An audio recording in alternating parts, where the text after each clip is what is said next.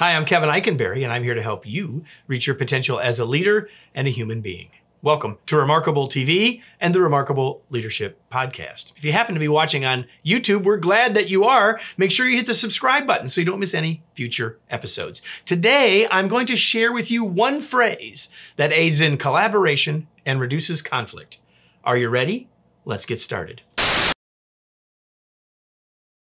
Well, I'm betting you're wanting to hear this phrase. Right? One phrase that could aid in collaboration and reduce conflict. Well, I'll get to that in a second. I learned this phrase from my co-author, Wayne Trammell. Wayne and I worked together for many years. We've written several books together. And if you write a book together, at least the way we do it, we end up each writing pieces, commenting on it in the Word docs, and then getting back together to walk through the possible changes and to polish and make the document and eventually the book even better. And so one of the things, when you're doing that, you're going to get to places where you don't quite agree. And say, well, I don't think we should say it that way, or I'm not sure that's exactly right. And the phrase I learned from Wayne, and the phrase that you can use like magic is this. He would say, well, it's not a hill to die on. And what he's saying is that I'm not sure I completely agree, Kevin, but it's not important enough. We can move on. We need to do something and then move on. Like Wayne's saying to Kevin, like, I'm okay with that, I guess, even though that's probably not what I would choose to do. And he's saying all of that by simply saying it's not a hill to die on. So how does that help us in collaboration? Well, it shares a concern. Wayne is being open and honest and saying, I don't know if it's perfect, but it also puts the concern in context. It's important. It's not that important. I'm not gonna force this on you. I just want you to know that I'm not 100% behind it. But then it also does something for me.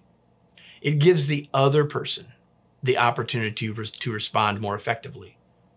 I can tell you, having been through this many times and having used the phrase with him as well, that it often leads me to say, well, tell me more about your thought.